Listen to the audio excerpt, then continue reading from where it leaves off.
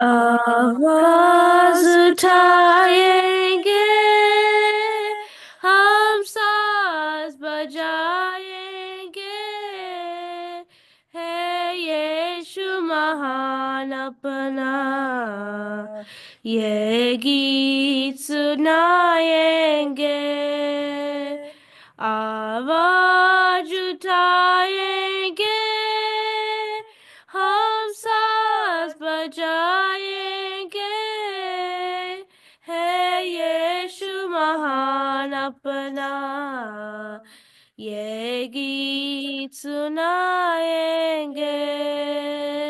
संसार की सुंदरता में है रूप तो तेरा ही, इन चांद सितारों में है अक्स जो तेरा ही। संसार की सुंदरता में है रूप तो तेरा ही, इन चांद सितारों में है अक्स तो तेरा ही। महिमा की तेरी बातें हम सबको बजाएंगे, है यीशु महान अपना, ये गीत सुनाएंगे।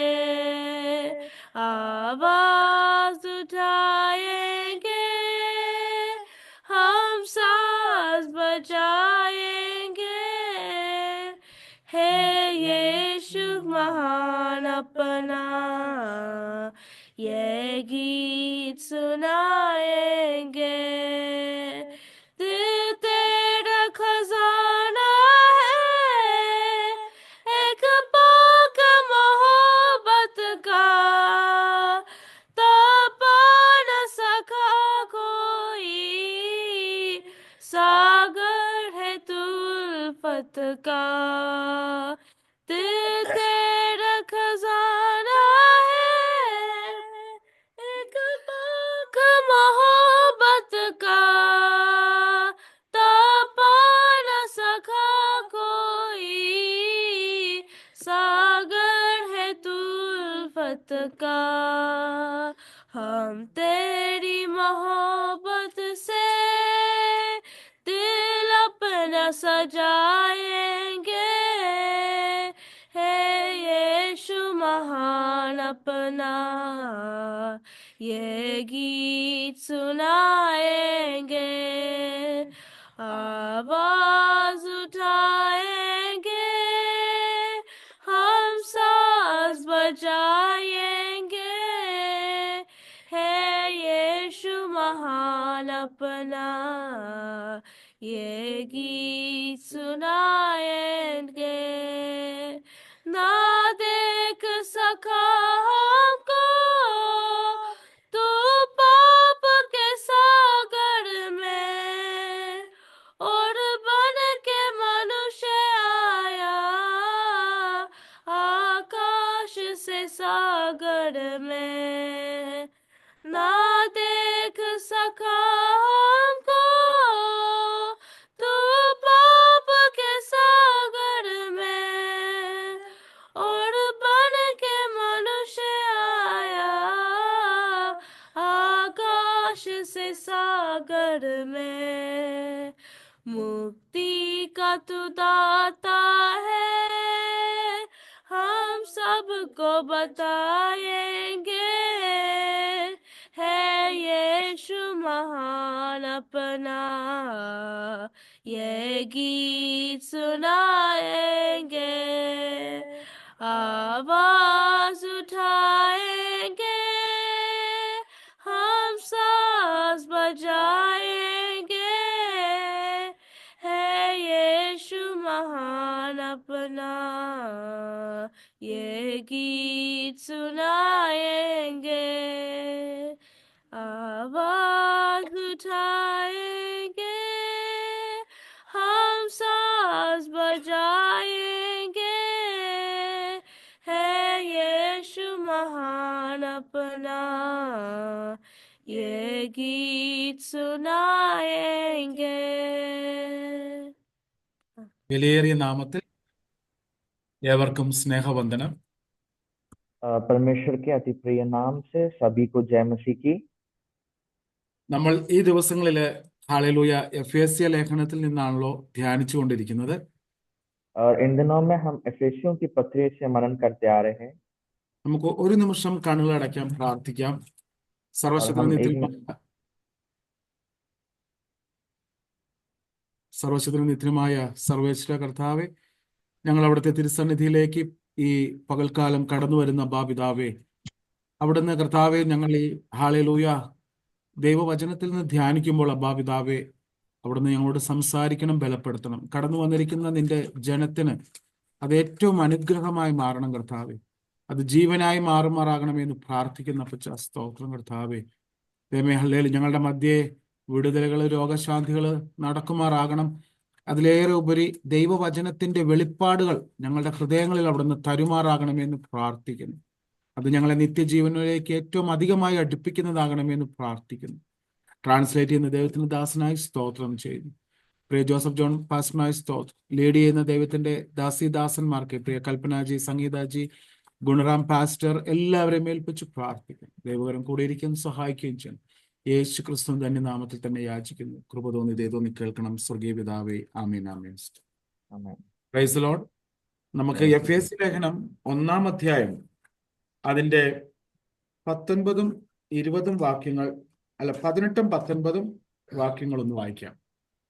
हम एफेसियों की पत्री पहला अध्याय उसके 18 और 19वां पद में हम पढ़ेंगे। और तुम्हारे मन की आंखें ज्योतिर्मय कि तुम जान लो कि उसके बुलाने से कैसी आशा होती है और पवित्र लोगों में उसकी मिरास की महिमा का दंड कैसा है और उसकी सामर्थ हमारी और जो विश्वास करता है कितने महान है, उसकी शक्ति के प्रभाव के उस कार्य के अनुसार। ആമേൻ.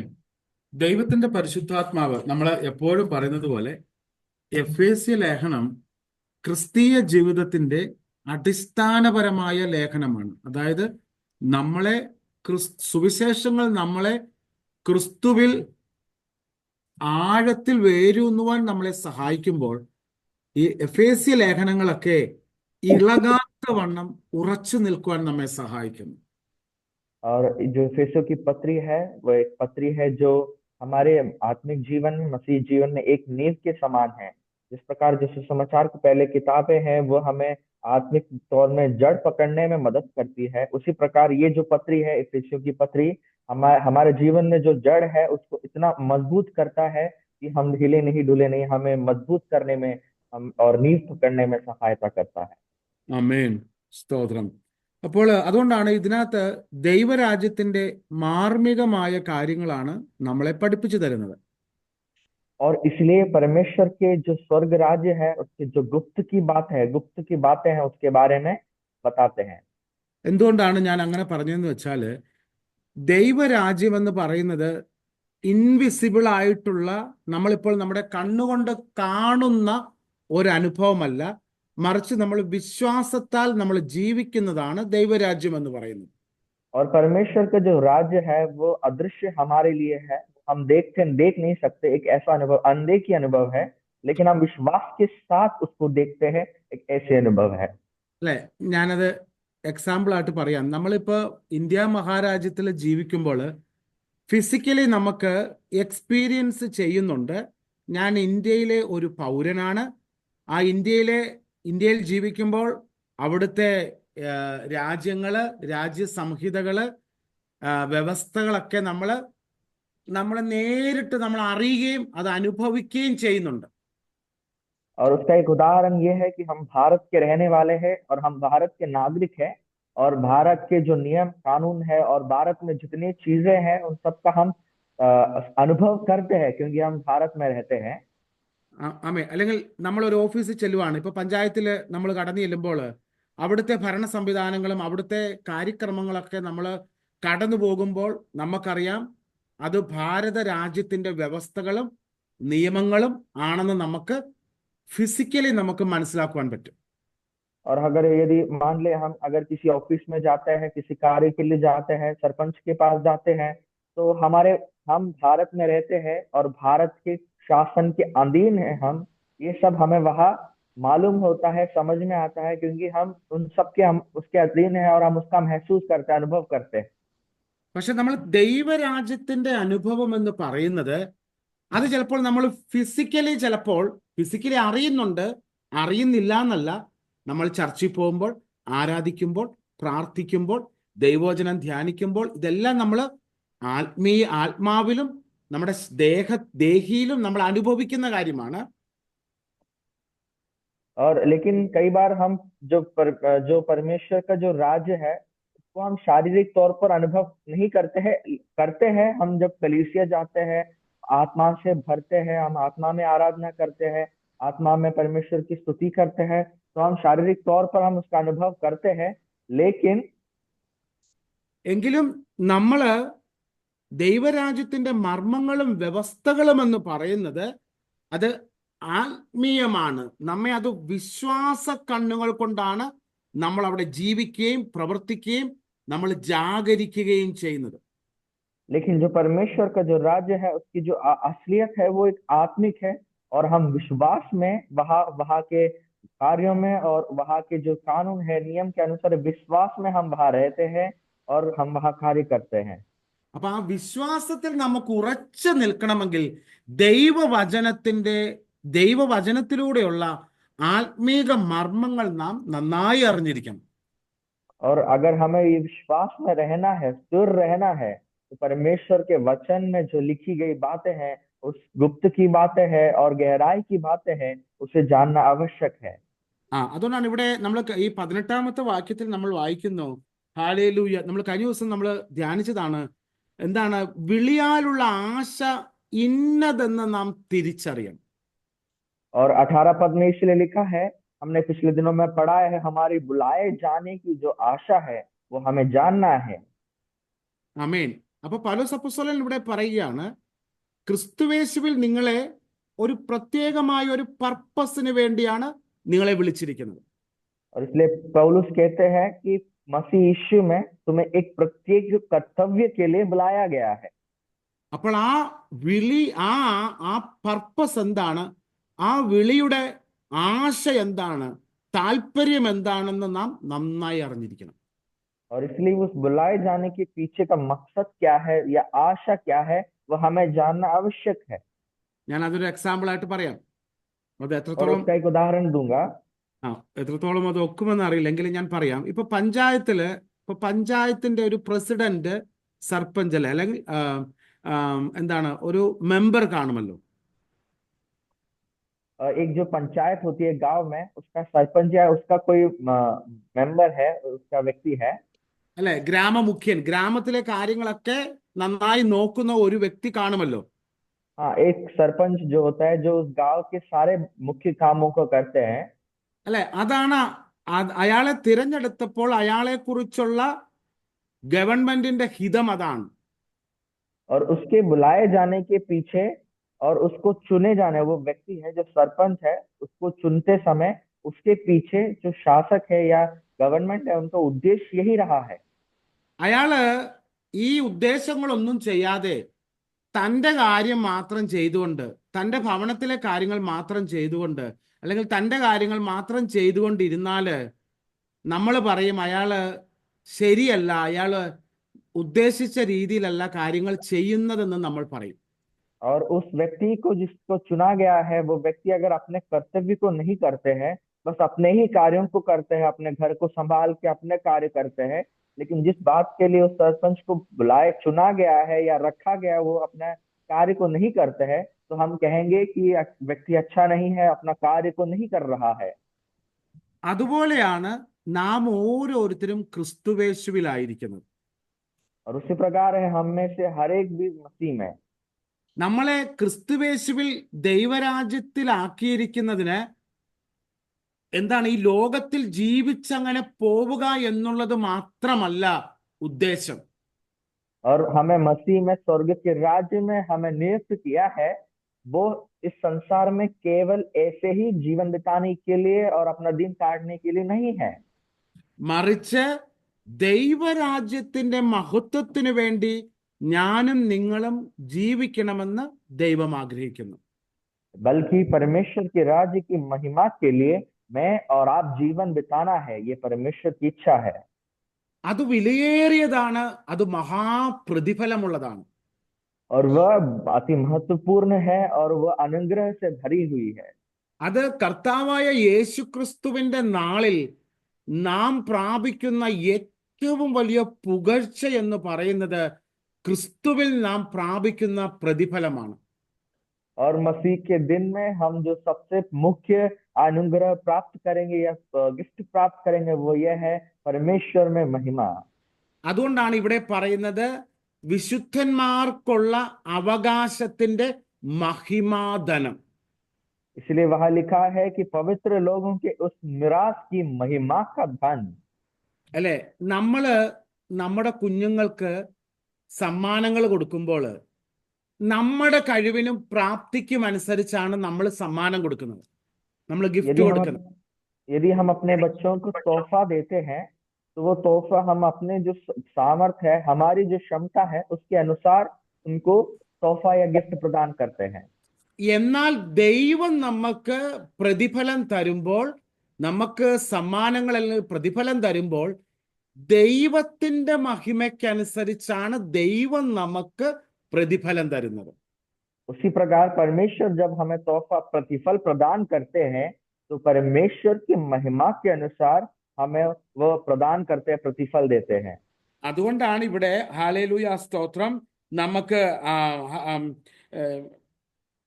അതിന്റെ 21-ാമത്തെ വാക്യം വായിക്കുമ്പോൾ നമുക്കറിയാം. അതായത് ക്രിസ്തു നമുക്ക് മുന്നമേ ദൈവസന്നിധിയിൽ കടന്നു ചെന്നു. और इसलिए हम एक पहला अध्याय से 21 पद हम पढ़ेंगे तो हम समझ में आते हैं कि मसीह जो है हमसे पहले स्वर्ग राज्य में पहुंच गए हैं। ക്രിസ്തു എന്നിട്ട് ദൈവത്തിന്റെ വലത്തുഭാഗത്ത് ദൈവത്താൽ പ്രതിഫലം പ്രാപിച്ച് പൂർണ്ണനായിട്ടിരിക്കുകയാണ്. और वह यीशु मसीह परमेश्वर के दाहिने और महिमा को प्राप्त करके, प्रतिफल को प्राप्त करके वहां बैठे हैं। അവനോടുകൂടെ ഞാനും നിങ്ങളും ഇരിക്കുന്ന ഒരനുഭവം ദൈവം നമുക്ക് പ്രതിഫലമായി തരും. और हम उनके संग, यीशु मसीह के संग रहने बैठने की एक प्रतिफल है या एक अनुग्रह है, वो हमें और आपको परमेश्वर देंगे। അതാണ് വിശുദ്ധന്മാർക്ക് ക്രിസ്തുവേശുവിൽ പ്രാപിക്കുന്ന ഏറ്റവും വലിയ മഹിമാധനം, ഇൻഹെറിറ്റൻസ്, പ്രതിഫലം എന്ന് പറയുന്നത്. और यही है परमेश्वर में हमें मिलने वाला जो मिरास है और जो हम वारिस जिसके बनते हैं।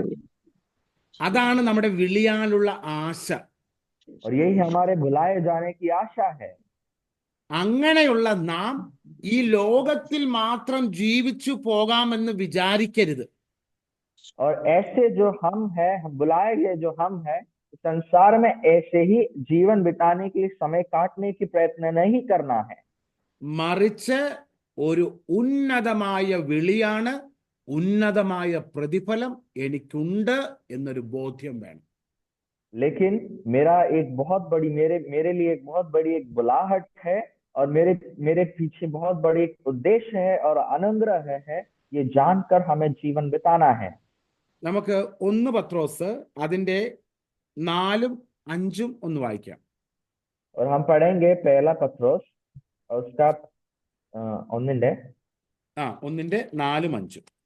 पहला अध्याय उसका 4था और 5वां पद। अर्थात एक अविनाशी और निर्मल और अजर मिरास के लिए जो तुम्हारे लिए स्वर्ग में रखी है, जिनकी रक्षा परमेश्वर की सामर्थ्य से विश्वास के द्वारा उस उद्धार के लिए जो आने वाले समय में प्रकट होने वाली है की जाती है। കണ്ടോ, ഇവിടെ നമുക്ക് സ്വർഗത്തിൽ സൂക്ഷിച്ചിരിക്കുന്ന രക്ഷയെക്കുറിച്ചാണ് പത്രോസ് അപ്പോസ്തലൻ നമ്മെ പഠിപ്പിക്കുന്നത്. और यहाँ हमारे लिए स्वर्ग में रखा हुआ एक रक्षा के बारे में लिखा गया है। എങ്ങനെയുള്ള പ്രതിഫലമാണ്, രക്ഷയാണ് ദൈവം സ്വർഗത്തിൽ നമുക്കായി സൂക്ഷിച്ചിരിക്കുന്നത്. और किस प्रकार का प्रतिफल यार हमारे लिए परमेश्वर ने स्वर्ग में रखा है। ക്ഷയം, മാലിന്യം, വാട്ടം എന്നിവ ഇല്ലാത്തതുമായ അവകാശത്തിനായി തന്നെ നമ്മെ വീണ്ടും ജനിപ്പിച്ചിരിക്കുന്നു.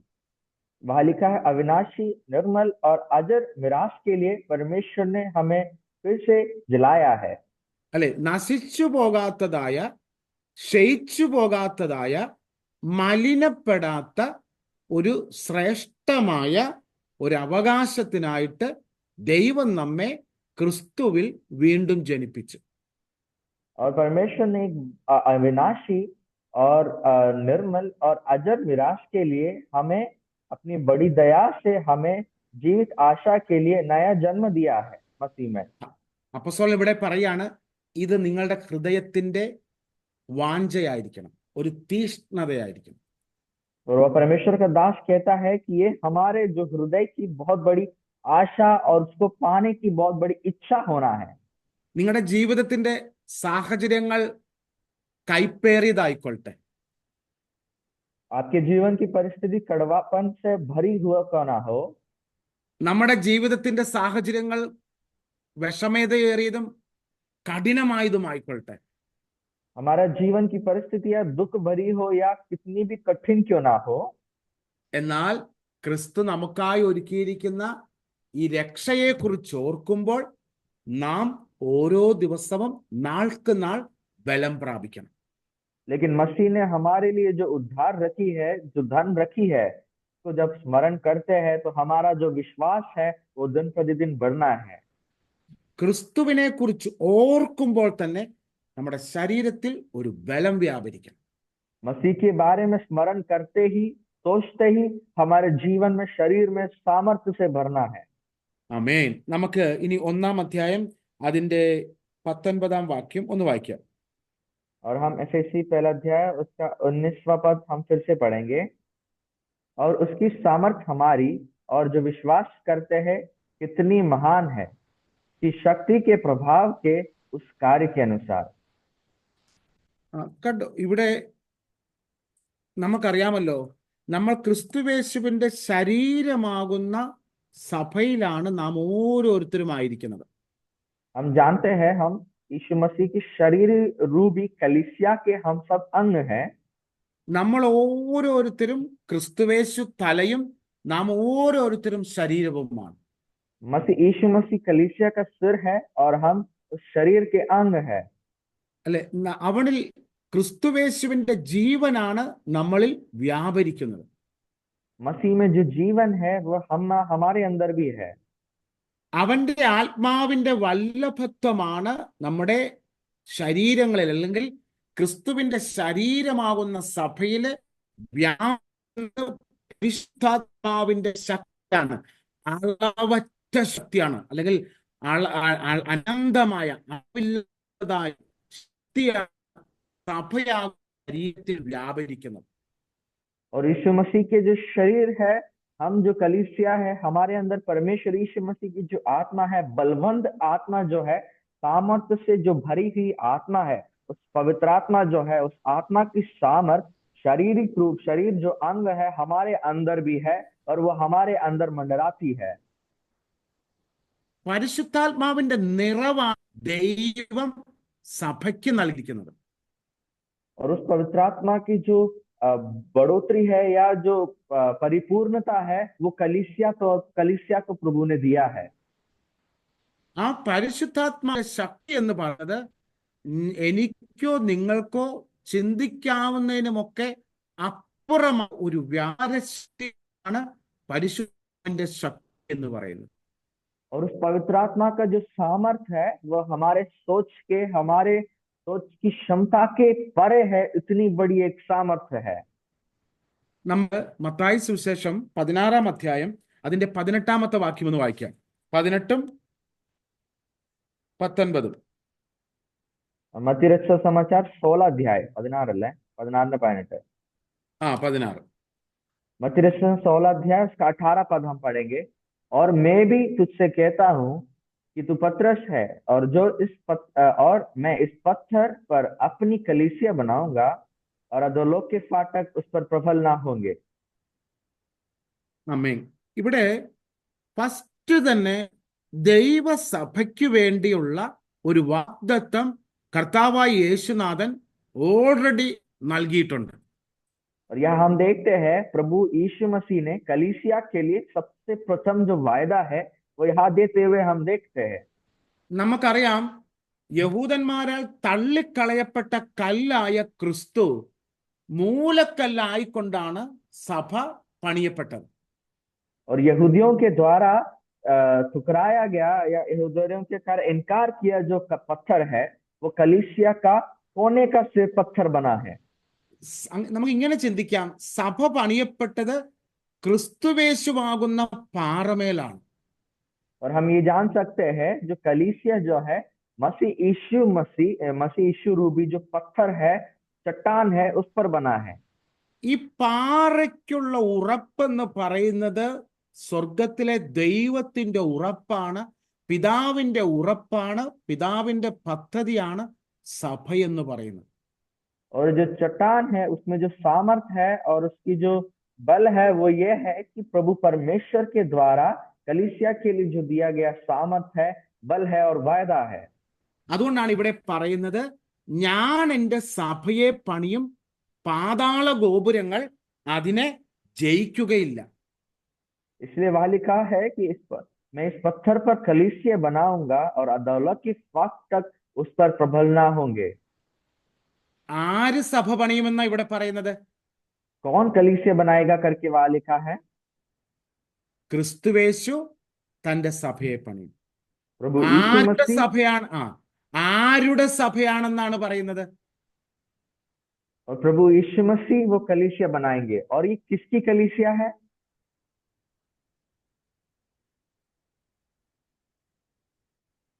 प्रभु यीशु मसीह की कलीसिया. അതാണ് അവിടെ പറയുന്നത്. എരിവോടെയാണ്, തീഷ്ണത. നമ്മൾ ആ വചനത്തിലുള്ള തീഷ്ണത നമ്മൾ മനസ്സിലാക്കണം. ആ ഒരു ഇന്റൻസിറ്റി നമ്മൾ മനസ്സിലാക്കണം. തീഷ്ണത ആരാണത് പറയുന്നത്? और वो कलीसिया कौन बनाता है? उस जो वचन है, वचन की जो तीव्रता है या गंभीरता है, गहराई को हमें समझना है कि वो कलीसिया कौन बनाएगा. वो कलीसिया यीशु मसीह बनाएंगे. അല്ലെ, ഞാൻ എൻ്റെ സഭയെ പണിയും. वहां लिखा है मैं अपनी कलीसिया को बनाऊंगा. സഭയ്ക്കെതിരായി നിൽക്കുന്ന പാതാള ഗോപുരങ്ങളുണ്ട്, ശത്രുവിന്റെ തന്ത്രങ്ങളുണ്ട്, അന്ധകാര ശക്തികളുണ്ട്, വാഴ്ചകളുണ്ട്, അധികാരങ്ങളുണ്ട്. അതിനൊന്നിനും അവർക്ക് എതിർത്ത് നിൽക്കുവാൻ പറ്റുമായിരിക്കും, പക്ഷെ അതിനൊന്നിനും സഭയെ ജയിക്കുവാൻ സാധിക്കത്തില്ല. और अधोलोक की बहुत से सामर्थ्य है, अंधकार की बहुत बड़ी सामर्थ्य है जो हमारे खिलाफ अवश्य खड़े हो सकता है, हमारे विरुद्ध में जरूर आ सकता है, लेकिन वह कलीसिया पर प्रबल कभी नहीं हो सकता है, जीत कभी नहीं प्राप्त कर सकता है. ആമേ. എന്തുകൊണ്ടെന്നാൽ അത് സ്വർഗത്തിന്റെ ഉറപ്പാണ്. ऐसा क्यों है? क्योंकि वह स्वर्ग से हमारे लिए भरोसा दिलाया गया है. സകലത്തെയും തന്റെ വചനത്താൽ ഉളവാക്കിയ, हर एक बातों को अपने वचन के द्वारा बनाने वाले, സകലത്തെയും കൺട്രോൾ ചെയ്യുന്ന, നിയന്ത്രിക്കുന്ന, हर एक बातों का नियंत्रण करने वाले या हर एक बातों को चलाने वाले, സകല ജീവജാലങ്ങളുടെയും ഉടയവനായ, हर एक जीव जंतुओं के सृष्टिकर्ता, അങ്ങനെയുള്ള ദൈവത്തിന്റെ തീരുമാനമാ, അത് മനുഷ്യ തീരുമാനമല്ല. ऐसे परमेश्वर का निर्णय है ये मनुष्य का निर्णय नहीं है, लेकिन ये परमेश्वर का निर्णय ये है. നമുക്ക് യെശയ്യാ പ്രവാചകന്റെ പുസ്തകം 40-ാം അധ്യായം അതിന്റെ 12-ഉം 13-ഉം വാക്യമൊന്ന് വായിക്കാം. और हम जाएंगे 12, 13, 14. यशायाह की किताब उसके 40 अध्याय उसके 12, 13 और 14 को हम पढ़ेंगे. इसमें यो लिखा है, किसने महासागर को चुल्लू से मापा, और किसने वित्ते से आकाश नापा हुआ? किसने पत्थर की मिट्टी को नपवे से भरा और पहाड़ों को तराजू में और पहाड़ियों को कांटे में तोला है। जिसने यहोवा की आत्मा को मार्ग बताया, वह उसका मंत्री होकर उसे ज्ञान सिखाया है। उसने किससे सम्मति ली और किसने उस समझदार समझाकर न्याय का पथ बता दिया और ज्ञान सिखाकर बुद्धि का मार्ग जता दिया है। ആമേൻ. ഇവിടെ ഈ ഒരു ഭാഗം ഞാൻ വായിപ്പിച്ചത് എന്തിനാന്ന് വെച്ചാല്, നമുക്ക് അനേക ഇടങ്ങളിൽ കാണാൻ പറ്റും. എൻ്റെ ഹൃദയത്തിലേക്ക് പെട്ടെന്ന് വന്നതുകൊണ്ടാണ് ഞാൻ ഇത് വായിച്ചത്. ദൈവത്തിന്റെ സോവറിൻ പവർ, അപ്രമാദിത്യം, ദൈവത്തിന്റെ പരമ അധികാരത്തെ കാണിക്കുന്ന ഒരു വേദഭാഗമാണിത്. ये वचन कई बार हम पढ़ते हैं, देखते हैं। ये वचन अभी पढ़ने का अर्थ, इसका कारण ये था कि ये वचन जो है परमेश्वर की जो महासामर्थ्य है और महा अधिकार है उसको दर्शाता है।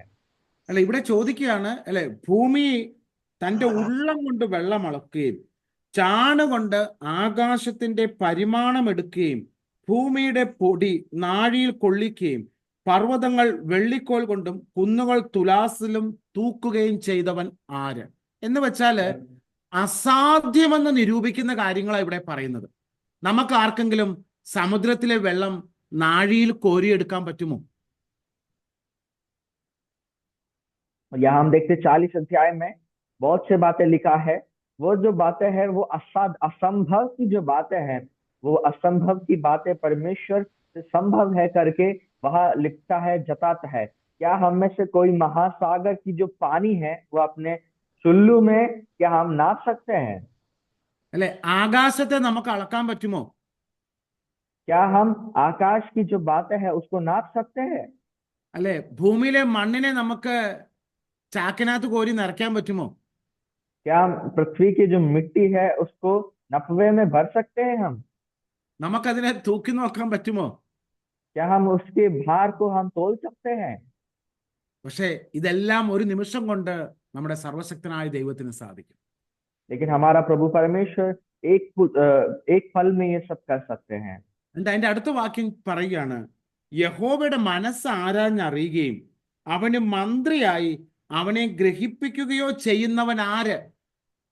और उसके आगे लिखा है कि परमेश्वर का हृदय जानकर उसके आत्मा का मार्ग बताकर उसके मंत्री होकर उसको ज्ञान कौन सिखा सकता है?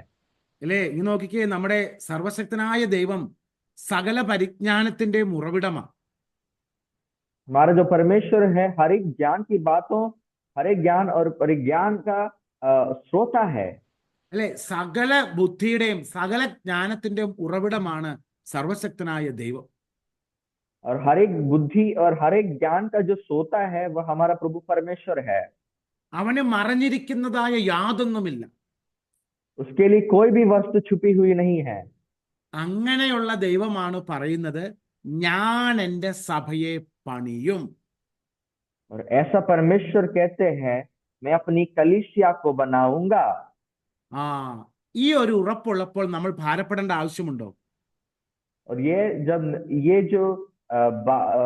जो परमेश्वर के द्वारा दिया गया एक जब दृढ़ निश्चय है, तो हमें डरने की आवश्यकता है क्या?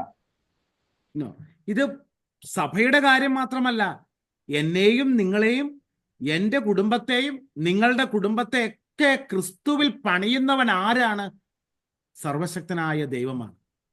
और ये सिर्फ हमारी कलीसिया की बात नहीं, हमारे व्यक्तिगत जीवन में, हमारे कलीसिया के जीवन में, हमारे परिवार के जीवन में, हमारे ये जीवन को कौन बनाता है? ये सब हमारा सर्वशक्तिमान परमेश्वर बनाते हैं। ആ പണിയുന്നവന്റെ കരങ്ങളിൽ നാം നമ്മെ തന്നെ ഏൽപ്പിച്ചു കൊടുക്കണം. और उस बनाने वाले परमेश्वर के हाथों में हमें अपने आप को समर्पित करना है। ആമേൻ. അതാണ് നമ്മൾ ചെയ്യേണ്ടുന്ന ഒരു കാര്യം.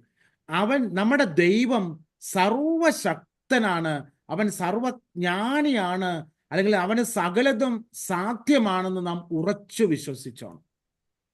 और हमारा परमेश्वर सर्वशक्तिमान है, वो सर्वव्यापी है और उनसे कुछ भी असंभव नहीं है। हमें यह दृढ़ विश्वास हमारे जीवन में होना है। അതുകൊണ്ടാണ് എഫേസ്യ ലേഖനത്തിൽ അപ്പോസ്തലൻ പറയുന്നത്, അവന്റെ വല്ലഭത്തിന്റെ അവന്റെ ആ ശരീരത്തിൽ സഭയിൽ വ്യാപരിക്കുന്ന ബലത്തിന്റെ വല്ലഭത്വം എന്ന് പറയുന്നത് ഇതാണ്.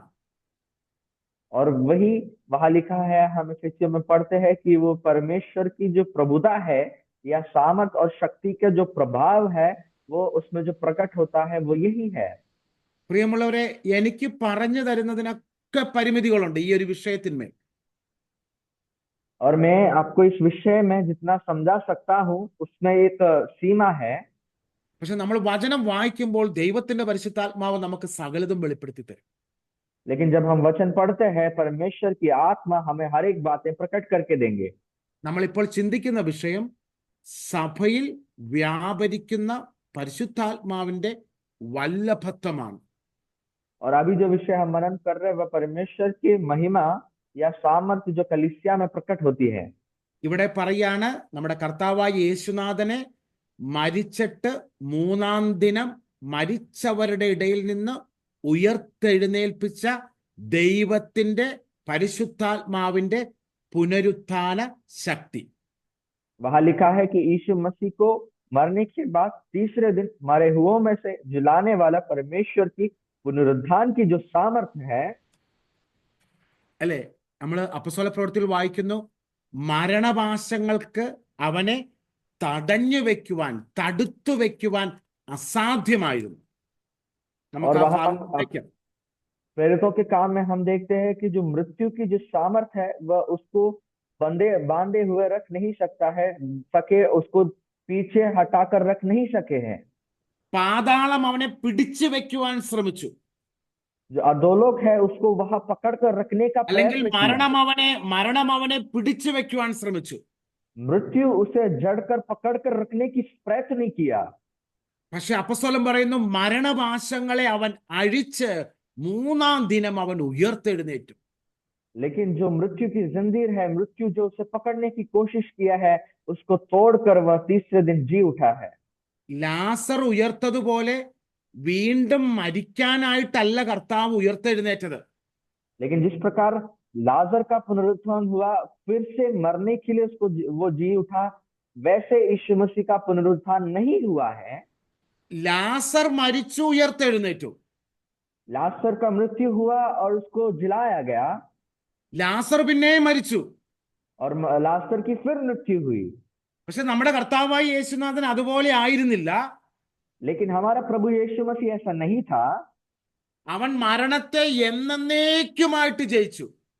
लेकिन वह मृत्यु को हमेशा के लिए मृत्यु से जय को प्राप्त किया। പാതാളമേ, മരണമേ, നിന്റെ ജയം എവിടെ എന്ന് ചോദിച്ചുകൊണ്ട് അവൻ മരണത്തെ എന്നേക്കുമായിട്ട് ജയിച്ചു.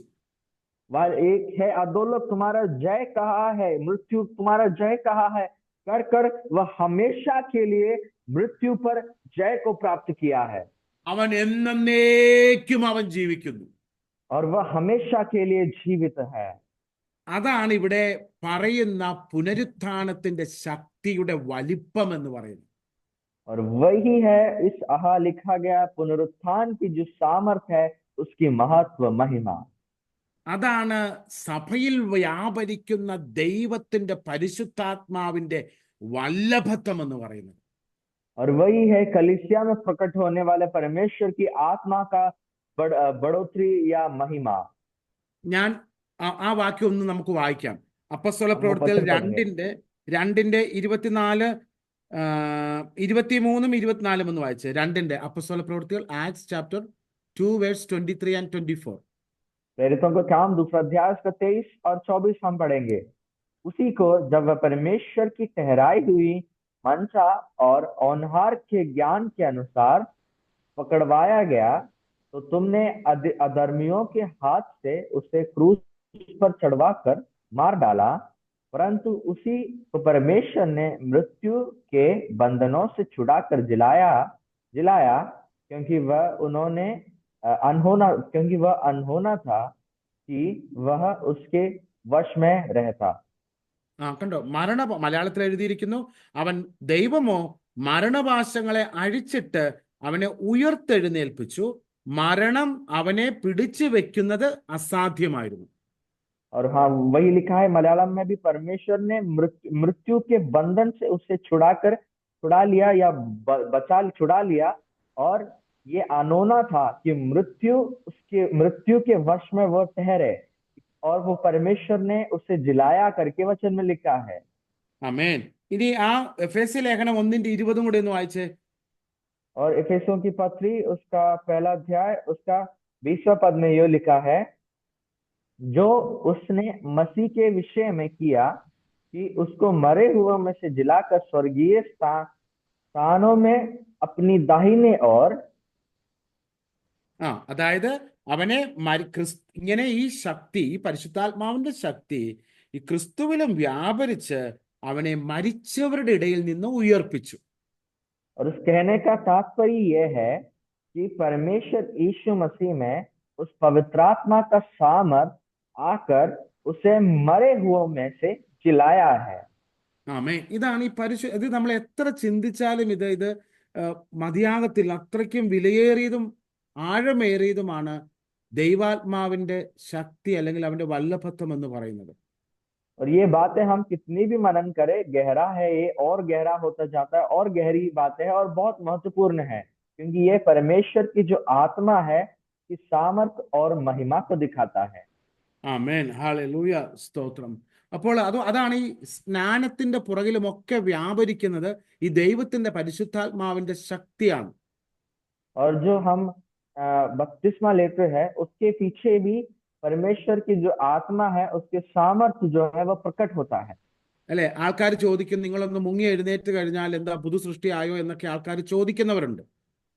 लोग सवाल करते, एक बार तुम डूब कर जब उठते हो पानी में, तुम नई सृष्टि बन जाती हो, ये क्या है करके लोग पूछते, सवाल करते हैं। അല്ലെ, ആരെല്ലാം ആത്മാർത്ഥമായി ദൈവസന്നിധിയിൽ സമർപ്പിച്ച് അനുതാപത്തോടെ സ്നാനക്കുളത്തിൽ ചെന്ന് സ്നാനമെടുത്ത് എണീക്കുമ്പോൾ അവരിൽ വ്യാപരിക്കുന്നത് ദൈവത്തിന്റെ പരിശുദ്ധാത്മാവിന്റെ വ്യാപാര ശക്തിയാലാണ് അവിടെ ഒരു പുതു മനുഷ്യനാകുന്ന പ്രവൃത്തി അവിടെ നടക്കുന്നത്. और जो व्यक्ति अपने हृदय को समर्पित करके परमेश्वर के पास जाता है, या पानी में जब बपतिस्मा लेके आता है, उसमें जो प्रकट होती है वो आत्मा है, परमेश्वर की आत्मा। ചിലപ്പോൾ നമുക്ക് നഗ്ന നേത്രങ്ങൾ കൊണ്ട് ഒരു മനുഷ്യൻ പുതുമനുഷ്യനായത് ചിലപ്പോൾ കാണാൻ പറ്റിയെന്ന് വരത്തില്ല. और यदि कई बार हम अपनी जो आंखें है, जो आंख है, उसके द्वारा कोई व्यक्ति नया मनुष्य बनता है, नया सृष्टि बनता है करके हम समझ नहीं सकते हैं, देख नहीं सकते हैं। എന്നാൽ വിശ്വാസത്താൽ ദൈവത്തിന്റെ പരിശുദ്ധാത്മാവിനാൽ നാം അത് ഗ്രഹിക്കുകയും മനസ്സിലാക്കുകയും ചെയ്യണം. लेकिन विश्वास के द्वारा और परमेश्वर की आत्मा के द्वारा हमें ये समझना है, ये हमें जानना है। ആ വ്യക്തിയിൽ എന്താണ് ദൈവത്തിന്റെ വ്യാപാര ശക്തി വ്യാപരിക്കുന്നുണ്ട്. നിശ്ചയമായിട്ടും അവൻ ക്രിസ്തുവിൽ ഒരു പുതുമനുഷ്യനായിരിക്കുന്നു. और उस मनुष्य के अंदर पवित्र आत्मा, परमेश्वर की आत्मा कार्य कर रही है, और वह निश्चय तौर पर नया मनुष्य है करके हमें जानना है। നമ്മളപ്പോൾ ഇന്ന് ചിന്തിച്ചത് വിളിയാലുള്ള ആശ എന്താണെന്ന് നമ്മൾ ചിന്തിച്ചു. और हमने आज मनन किया है हमारे बुलाए जाने की आशा क्या है। അതിനുശേഷം നമ്മൾ സഭയുടെ മേൽ, ക്രിസ്തുവിന്റെ ശരീരമാവുന്ന സഭയുടെ മേൽ വ്യാപരിക്കുന്ന പരിശുദ്ധാത്മാവിന്റെ ശക്തിയെക്കുറിച്ച് അല്പമായി ധ്യാനിച്ചു. और उसके बाद हमने थोड़ी देर मनन किया है परमेश्वर की आत्मा का जो सामर्थ जो कलीसिया के ऊपर मंडराती है, उसके बारे में हमने सीखा है। നമ്മൾ അടുത്ത ആഴ്ച വീണ്ടും തുടരുന്നതാണ്, കണ്ടിന്യൂ ചെയ്താണ്. നമുക്ക് പ്രാർത്ഥനയോടുകൂടി ആയിരിക്കാം. ദൈവമായ കർത്താവ് ഈ വചനങ്ങളാൽ നമ്മെല്ലാവരെയും സമൃദ്ധമായി അനുഗ്രഹിക്കുമാറാകട്ടെ. കൃപ അധികമായി നിങ്ങളോടുകൂടി ഇരിക്കുമാറാകട്ടെ. ഏവർക്കും ക്രിസ്തുവേശുവിൽ സ്നേഹവന്ദനങ്ങളെ നേരുന്നു. और हम अगले हफ्ते इसके और आगे मनन करेंगे, सीखेंगे। प्रभु हम सबको आशीष दे, परमेश्वर की सामर्थ और आत्मा हमारे साथ हर समय होने पाए। परमेश्वर हर एक लोगों को आशीष दे, प्रभु सबको आशीष दे। सबको धन्यवाद।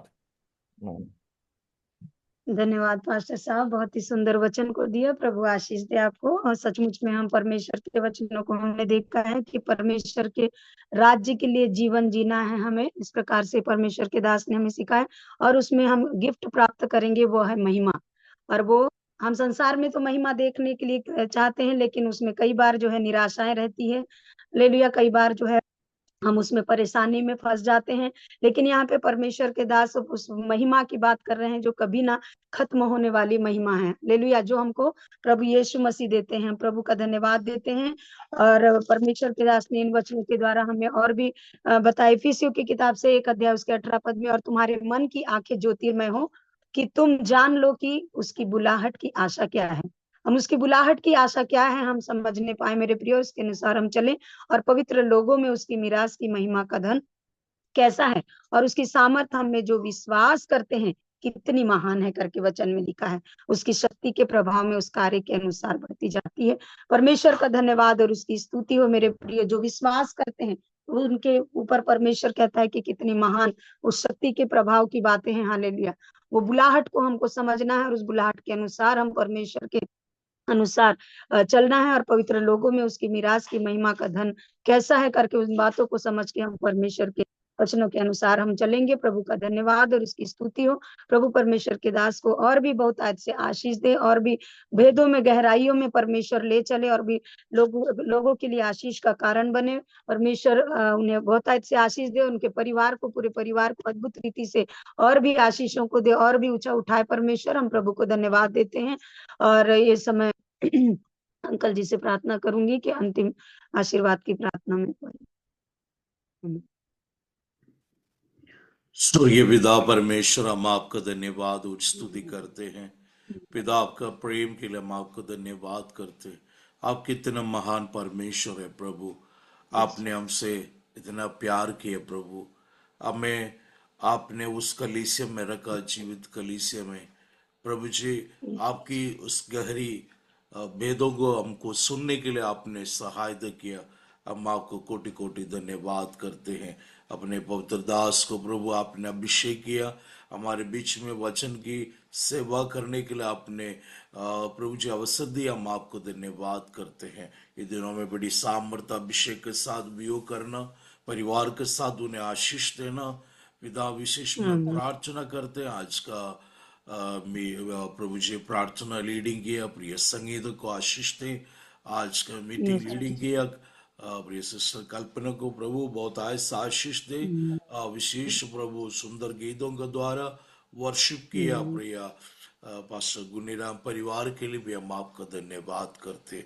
विशेष जूम में जुड़े हुआ प्रत्येक एक परिवार, फेथ बाई स्कूल का स्टूडेंट, सबको आशीष दे पिता। और तेरे वचन में बढ़ते जाने के लिए प्रत्येक एक लोगों को सहायता करना।